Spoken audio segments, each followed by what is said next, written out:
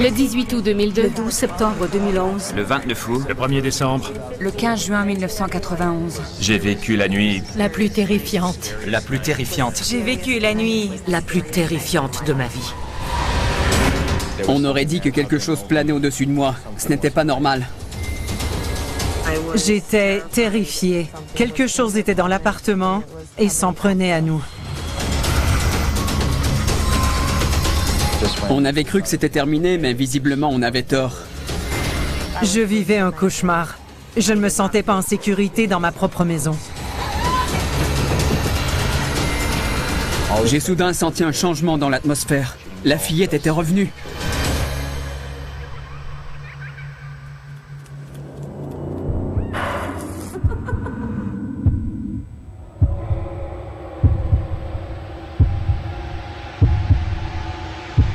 Je m'appelle Russell, et la nuit du 16 décembre 2016, j'ai vécu la nuit la plus terrifiante de ma vie.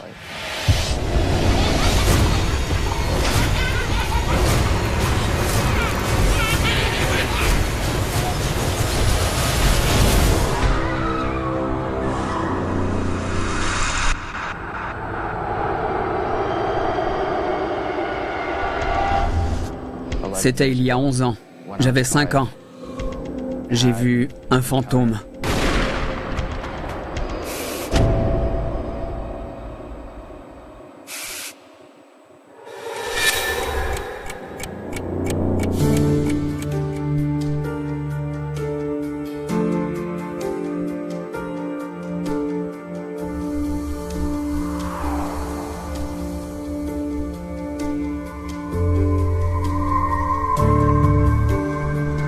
Cette fois-là, je m'étais réveillé en pleine nuit.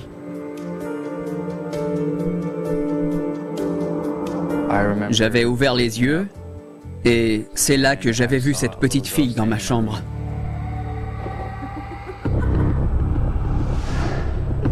Elle se tenait debout, à côté de la porte. Elle n'avait pas l'air menaçante.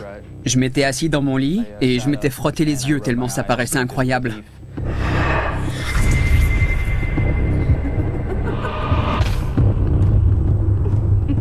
Quand j'ai regardé de nouveau, elle n'était plus là. Elle avait disparu.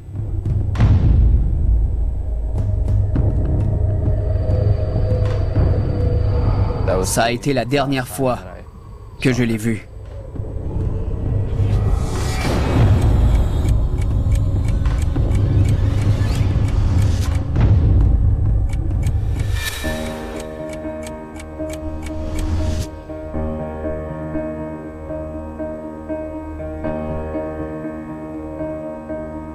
Ce soir-là, on mangeait de la pizza avec mon père et on parlait de tout et de rien.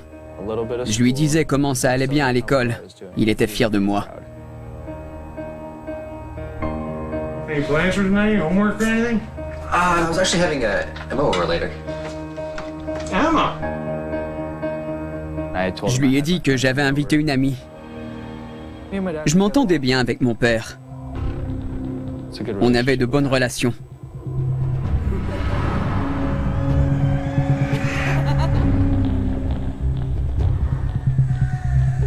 Mon père travaillait cette nuit-là, alors je voulais en profiter pour passer la soirée à la maison avec mon ami. On pourrait regarder la télévision, jouer à des jeux de société, ce genre de choses. Il est parti travailler tout de suite après avoir fini de manger. Clean this up for me? Thanks, bud. Have a good night. Don't mess up the house.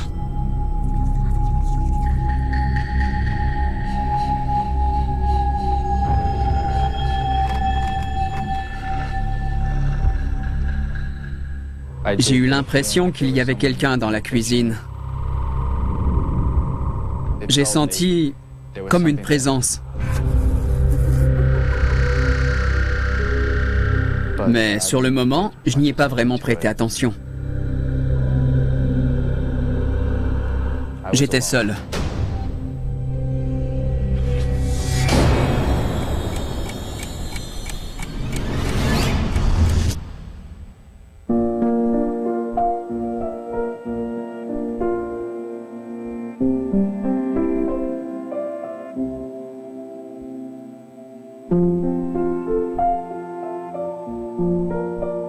again. How's it going? J'étais dans ma chambre. J'ai vérifié qu'Emma était toujours partante pour la soirée. Anywho, what time are you thinking about coming over? I don't know, I'm just waiting for my dad. Okay, you getting a ride? Yeah. On attendait de savoir à quelle heure son père pourrait l'amener chez moi.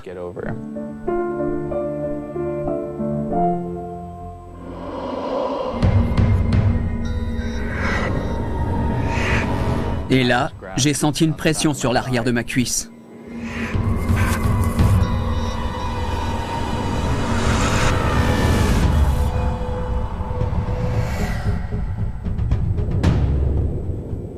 Comme si quelqu'un avait tiré 2 coups secs sur mon short.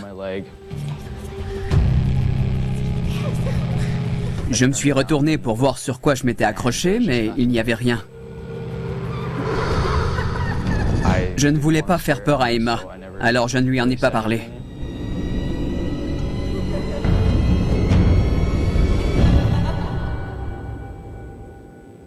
Quelques secondes plus tard, j'ai entendu un léger gloussement.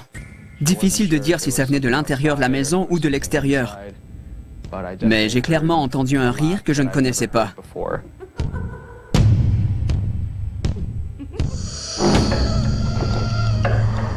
J'ai demandé à Emma si c'était elle qui avait ri, mais elle m'a répondu que non. Que je n'avais rien dit d'amusant. C'était la première fois de ma vie que j'entendais ce rire. J'ai réalisé que finalement ça provenait de l'intérieur et que ça semblait très proche. J'avais la chair de poule.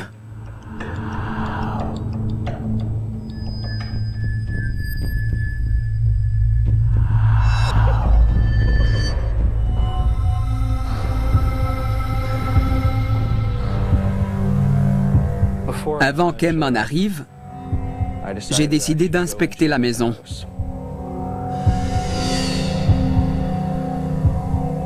Je ne savais pas exactement ce que je cherchais, ni s'il y avait vraiment quelqu'un dans la maison avec moi. Mais je voulais m'assurer que j'étais bien tout seul. J'ai regardé partout, mais je n'ai rien trouvé. Personne n'aurait pu entrer. Les fenêtres étaient fermées. Je n'arrivais pas à m'expliquer ce qui venait d'arriver.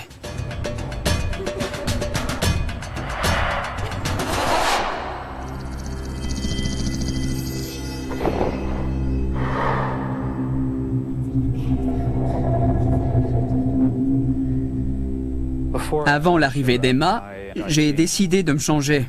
Alors j'ai pris une douche et enfilé un t-shirt. Je me suis fait beau.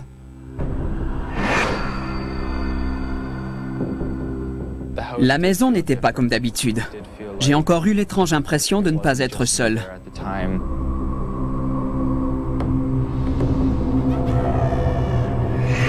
On aurait dit que quelque chose planait au-dessus de moi, qui n'était pas là auparavant.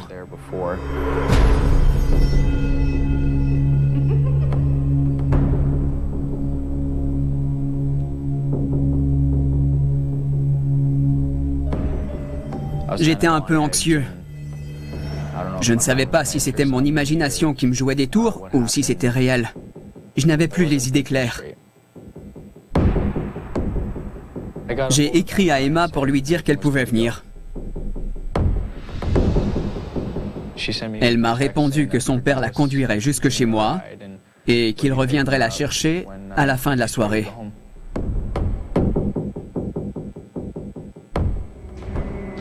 J'étais sûr d'avoir entendu rire à nouveau. J'ai regardé autour de moi, mais évidemment, il n'y avait personne.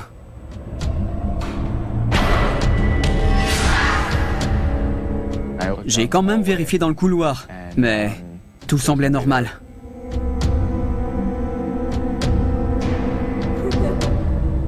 C'était un rire de fillette. Rien de menaçant. Ça ressemblait juste au rire d'une petite fille qui s'amuse.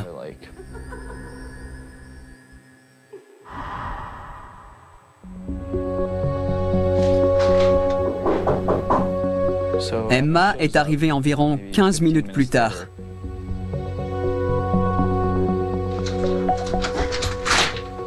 Hey! How's it going? Elle est entrée et j'ai pris son blouson. Je l'ai rangé dans le placard et on est allé s'installer dans le canapé pour regarder la télévision.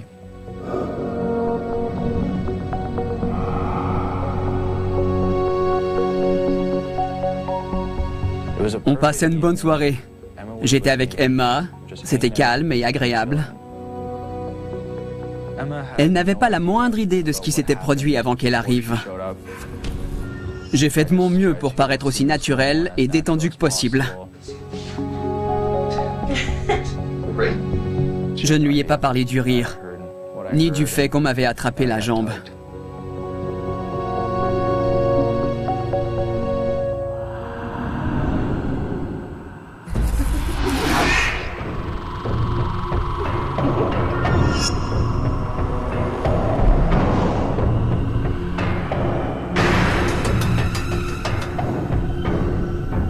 Plusieurs fois dans la soirée, j'ai eu cette impression qu'il y avait quelqu'un d'autre dans la pièce.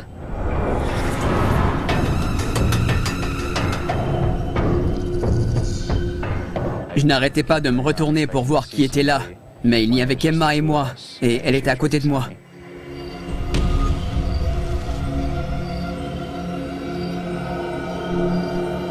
What are you doing? I'll be right back. Just don't worry. J'avais entendu du bruit dans la maison, alors j'ai parcouru les pièces.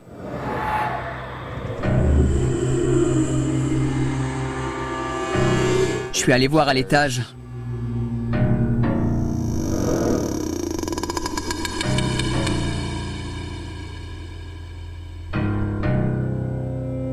Je n'ai rien vu d'anormal. Il n'y avait personne. Absolument personne.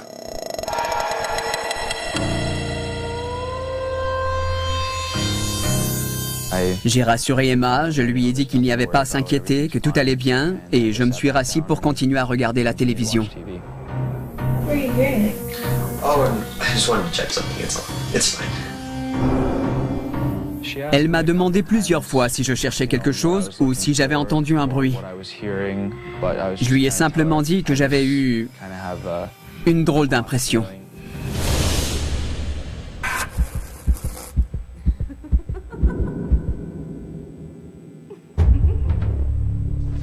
Okay.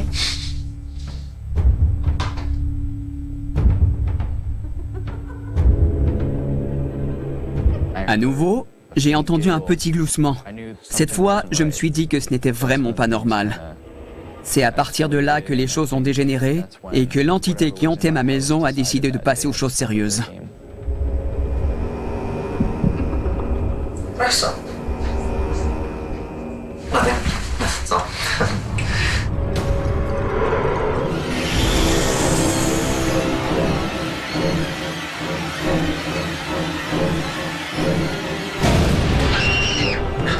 What happened? Emma a crié. Shoot. Okay, yeah. One second. Quelque chose venait de lui griffer la jambe.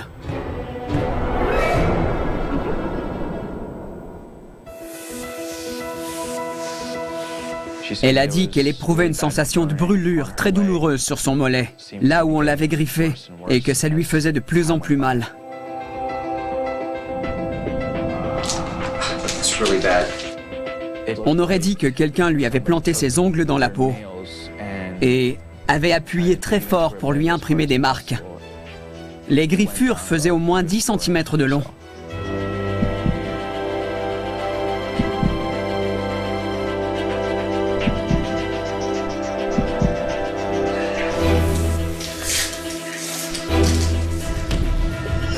There we go. Okay. You have many pets. Après cette mésaventure, Emma m'a demandé s'il y avait quelqu'un d'autre à la maison ou si j'avais un animal domestique. Je n'avais ni chien, ni chat, ni rien du tout. Je n'avais pas d'explication rationnelle à lui fournir sur cet incident. Je n'y comprenais rien.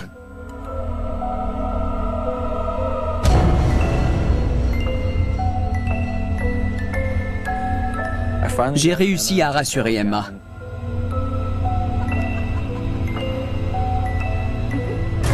Et j'ai aussitôt entendu le rire malicieux de la fillette. Did you hear that? Ça m'a glacé le sang.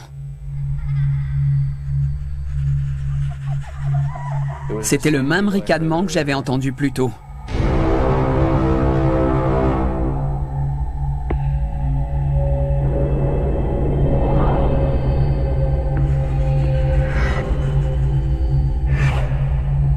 Il y avait clairement une présence dans la maison.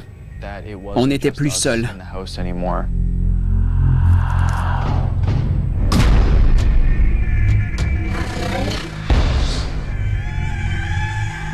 C'est là que j'ai entendu la fillette parler pour la première fois.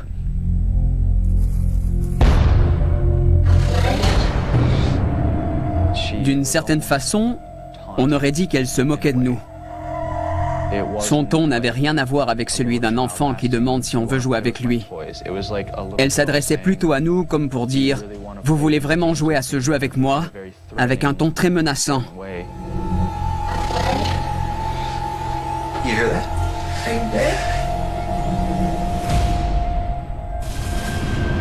On aurait dit une petite fille qui ressentait une colère sourde pour une raison inexpliquée. Elle n'avait pas haussé le ton, mais ce n'était pas non plus des chuchotements. Elle parlait normalement. Elle demandait si on voulait jouer.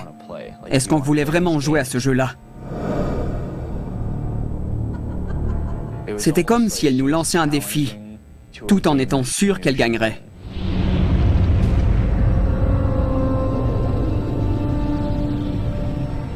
Je continuais à rassurer Emma, en lui disant que tout allait bien, qu'il n'y avait pas d'inquiétude à avoir, que tout était normal. Mais en même temps, elle venait de se faire frapper physiquement, alors j'avais peur pour la suite.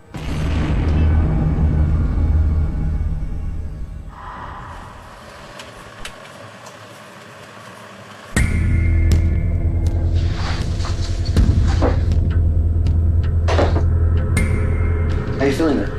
A bit warm. Plus tard, je suis allé préparer du chocolat chaud à la cuisine. Tout avait l'air revenu à la normale.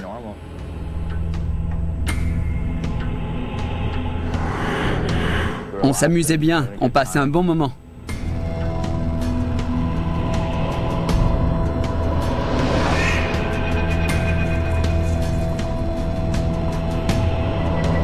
J'ai soudain senti un changement dans l'atmosphère.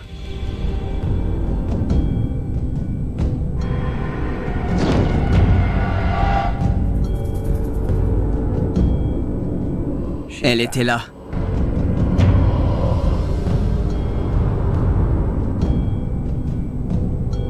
Je ne pouvais ni la voir ni l'entendre. Mais je savais qu'elle était tout près.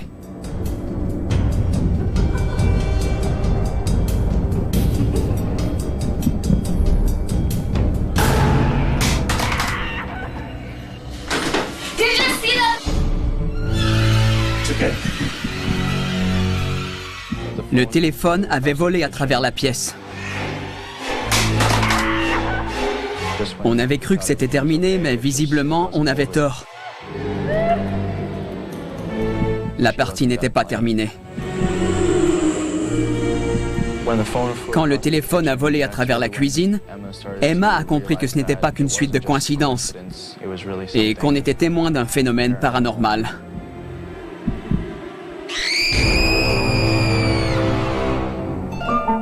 Ça m'est revenu. C'était la fillette que j'avais vue quand j'avais 5 ans, 11 ans plus tôt. Elle était de retour et elle ne me lâcherait pas.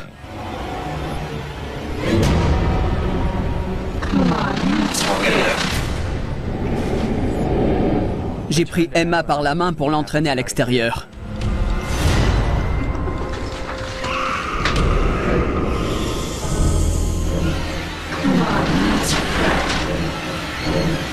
Son fantôme était exactement comme dans mes souvenirs. Il s'était attaché à moi et voulait me garder pour lui tout seul.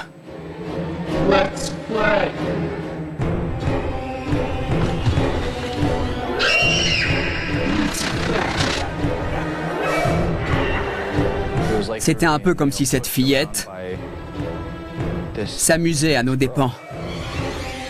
On était pris au piège dans ma propre maison. On a décidé de tenter une sortie. L'accès à la porte d'entrée était libre. La fillette ne semblait pas décidée à nous barrer le chemin. On a pris nos manteaux et on est sorti de la maison en vitesse.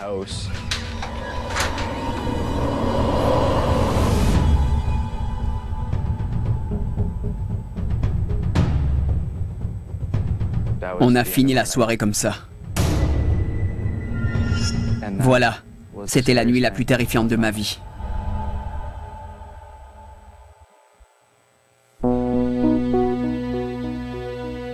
C'était la première fois que je revoyais ce fantôme depuis mon enfance. Son attitude était différente. Comparée à l'époque, elle était devenue plus possessive, prête à faire du mal à quiconque m'approchait. Quand je l'avais vue la première fois, on avait eu une vraie connexion. Peut-être qu'elle s'est attachée à moi. Que ça l'a amenée à vouloir me protéger des autres, de tous, et me garder pour elle toute seule. Et aujourd'hui, elle n'a peut-être pas conscience qu'elle ne fait plus partie des vivants. Je crois que si la fillette a attaqué Emma cette nuit-là, c'était par jalousie, parce qu'elle voulait me garder pour elle toute seule. Ce genre d'incident ne s'est jamais reproduit. Je n'ai plus invité de filles à la maison, seulement des amis garçons. Et il n'y a plus jamais eu ce genre de problème.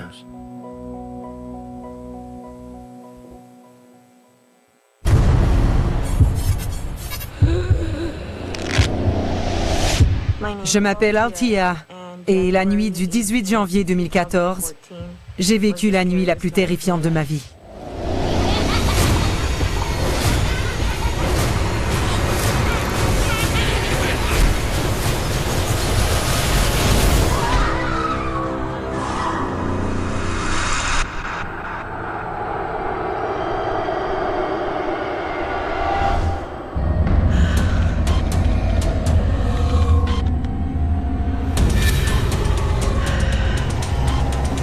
Alan et moi, on venait tout juste de se marier et on cherchait un appartement pour y emménager ensemble.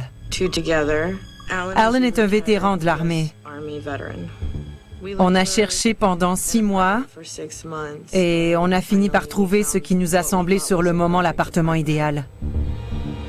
Il était situé près d'un lac avec une plage de sable.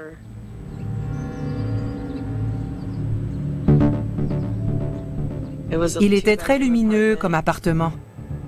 Et il y avait 2 chambres immenses. On avait beaucoup d'espace.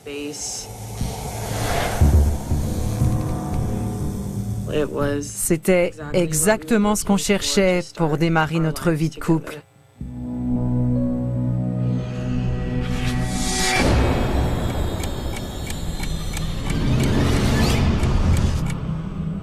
On avait passé quelques heures à s'installer et les choses étaient déjà à peu près rangées où je le voulais. Après une aussi longue journée, on était épuisés et j'avais très envie d'aller découvrir le lac.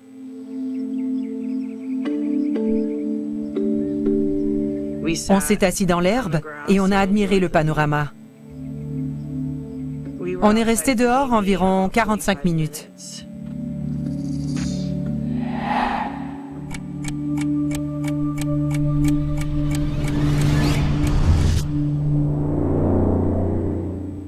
Quand on est retourné à l'appartement,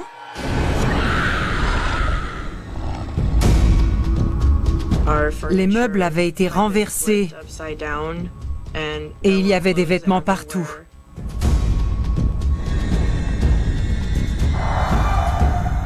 La première chose qui m'a traversé l'esprit, c'est que quelqu'un était venu nous cambrioler.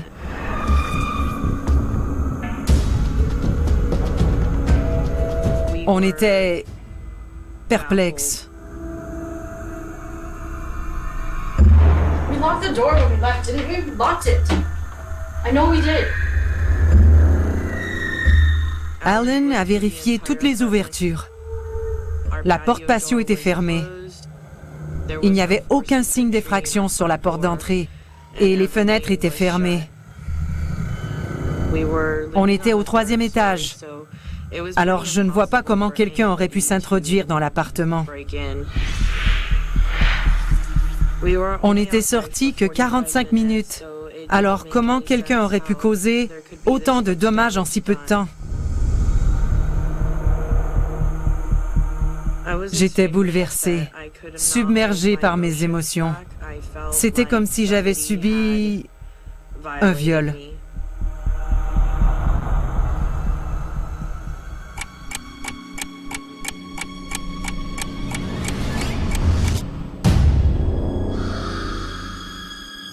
Après l'incident, on a décidé de manger sur le pouce et de réfléchir aux événements de la soirée.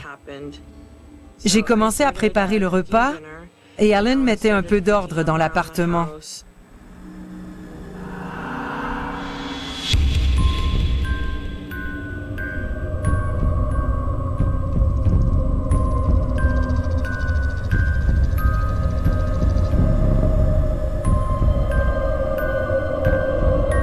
Soudain, j'ai entendu une boule à neige que j'avais achetée.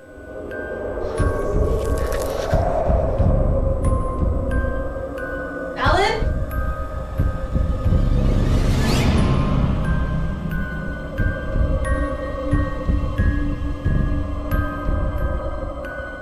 On ne comprenait pas ce qui l'avait déclenché.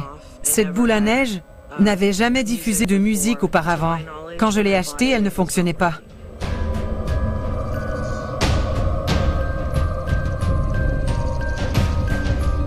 J'avais acheté cette boule dans une vente de garage pas très loin de chez moi.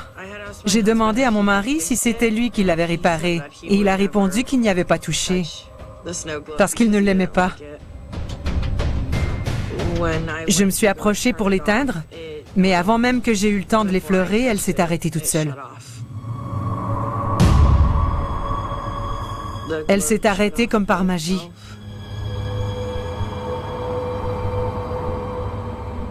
J'étais perturbée. Je ne trouvais pas d'explication au fait qu'elle se soit mise à jouer.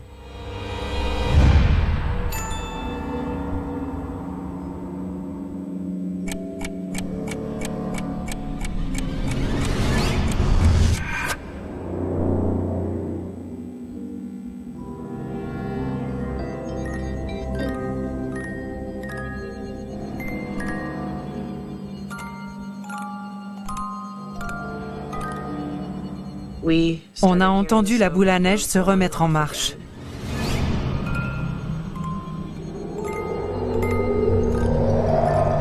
On commençait à être vraiment mal à l'aise.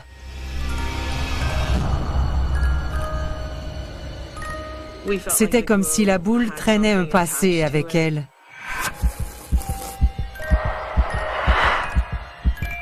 On ne savait rien de son ancien propriétaire.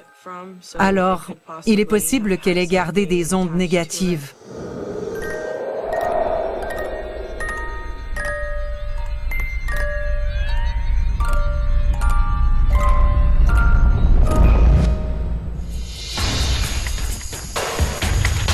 La seule chose dont j'étais sûre, c'est qu'elle ne fonctionnait pas avec des piles.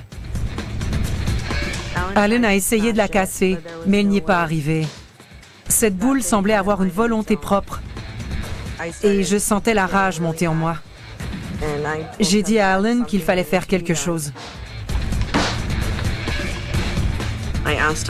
Je lui ai demandé s'il pouvait aller jeter la boule dans les poubelles de l'église, car je n'en pouvais plus.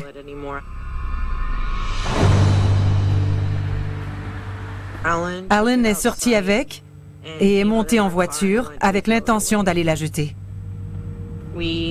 On pensait qu'en s'en débarrassant près de l'église, la chose qui semblait posséder la boule s'en irait peut-être.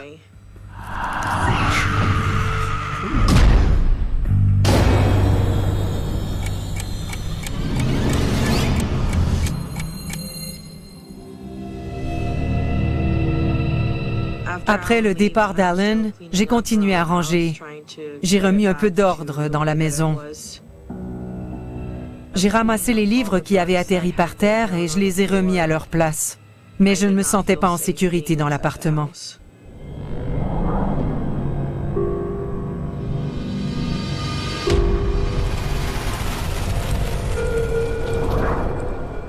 Comme Alan n'était pas encore rentré, je suis allée l'attendre dehors, à l'extérieur de l'appartement.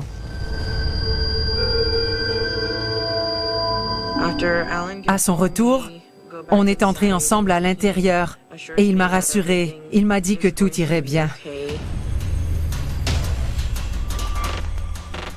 Je m'apprêtais à aller me coucher. J'essayais de décompresser. Mais quand je suis entrée dans la salle de bain,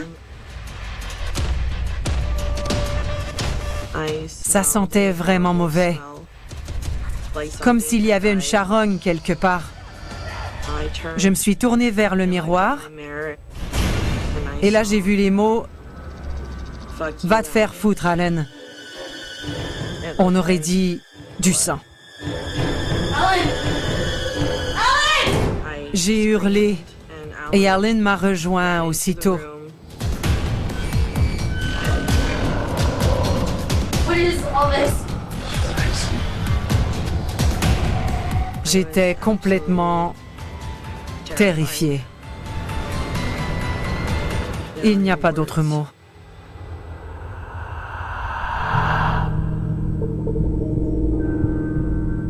Je ne savais pas quoi penser de tout ça.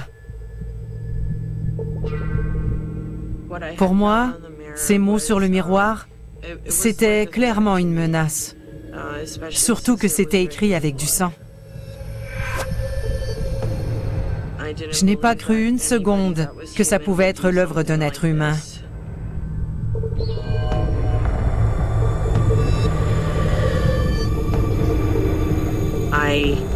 Je savais qu'on avait affaire à une entité non humaine et démoniaque.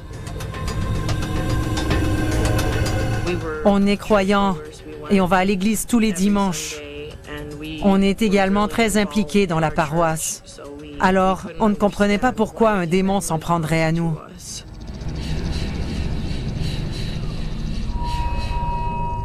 C'était bel et bien l'avertissement d'un démon pour nous pousser à partir. Quand un démon s'introduit dans votre vie, au sein même de votre famille, et vous effraie à ce point, vous ne pouvez pas imaginer ce qu'on ressent.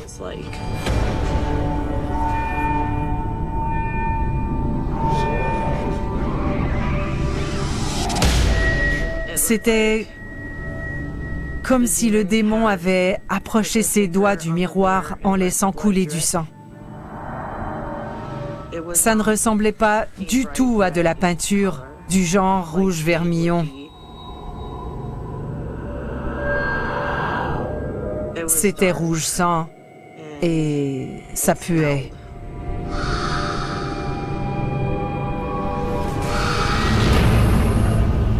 Quand on a voulu nettoyer le miroir, il a fallu utiliser une éponge métallique du genre grattoir à récurer.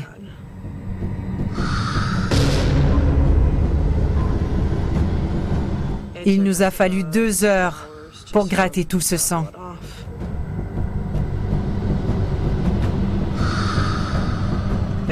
Il était 2 heures du matin quand on a enfin pu aller se coucher.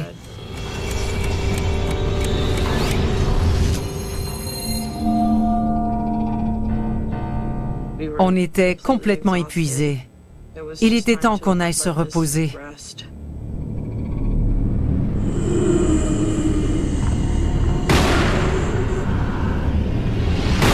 La porte de ma chambre s'est refermée derrière moi.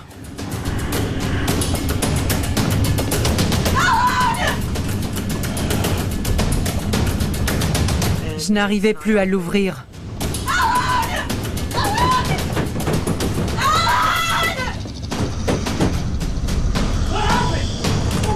J'entendais Alan de l'autre côté. Il secouait la poignée.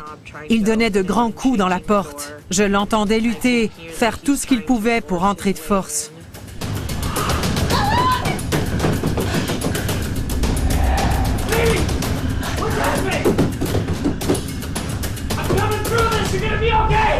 J'ai crié.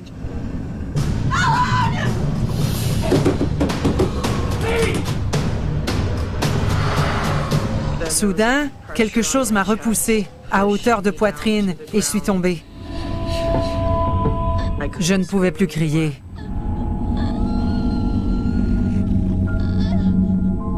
J'étais allongée sur le dos.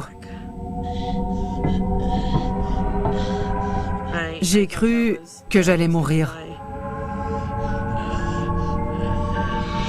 Je me sentais compressée, depuis la poitrine jusqu'au ventre. J'ai cru que j'allais mourir, que c'était la fin. Alan ne cessait de crier qu'il allait venir à mon secours. Il me disait d'ouvrir la porte. Il me demandait si je pouvais me lever. Je ne répondais pas. J'essayais, mais rien ne venait. Je n'arrivais pas à parler, ni à crier. Les coups que donnait Alan contre la porte, je les entendais comme dans un brouillard. Je ne savais pas quoi faire. J'étais paralysée. Je ne pouvais bouger ni les bras ni les jambes.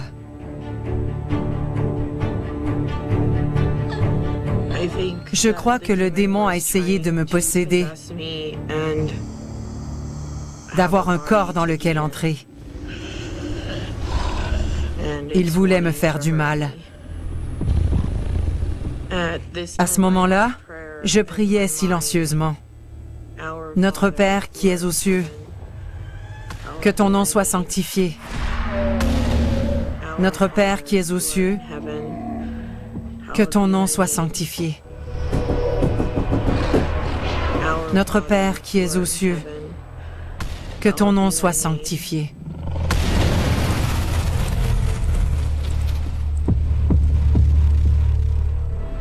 Je n'arrivais plus à respirer. Et je me suis dit que j'ai vraiment cru que j'allais y passer.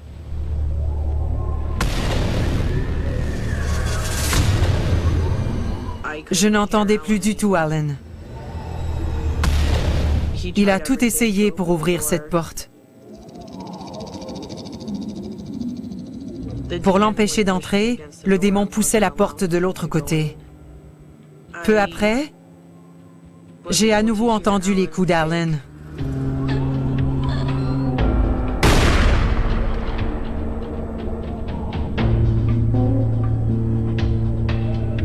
Le démon s'était évaporé.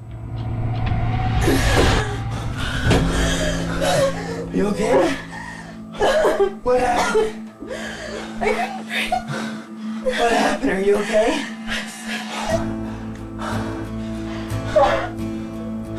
Je me suis sentie libérée du démon. J'ai retrouvé ma respiration.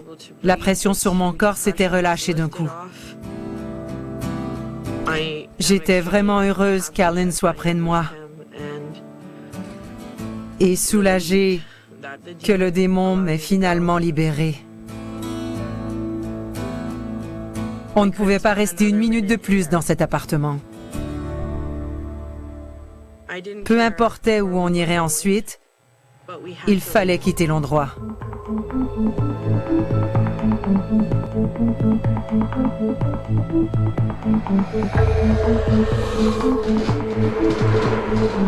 On était presque sortis. J'avais la tête qui tournait et les oreilles qui tintaient, quand soudain j'ai perçu le son assourdi de la boule à neige.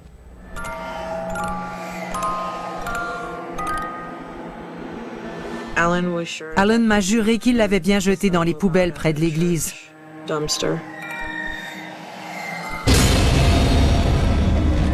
On avait beau réfléchir, on ne s'expliquait pas comment elle pouvait à nouveau être dans l'appartement. C'était impossible. J'ai été prise d'une peur panique. Je me disais que le retour de la boule à neige ne pouvait signifier qu'une chose, qu'on ne lui échapperait pas. Je n'avais pas envie de rester une seconde de plus dans cet appartement. Je n'avais jamais rien rencontré d'aussi terrifiant. Je n'ai pas de mots pour décrire cette peur.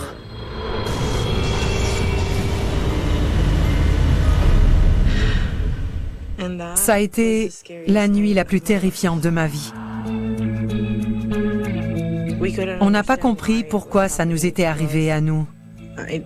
Je ne crois pas qu'il y ait vraiment d'explication. On est croyants, on va à l'église tous les dimanches. Si je me fie à mes croyances, à ce qu'on m'a appris depuis toute petite, je dirais qu'on a croisé le chemin d'un être inhumain et démoniaque. On est parti le jour suivant. On n'y est jamais retourné. Je crois que le démon a essayé de me posséder, d'avoir un corps dans lequel entrer. Vous ne pouvez pas imaginer ce qu'on ressent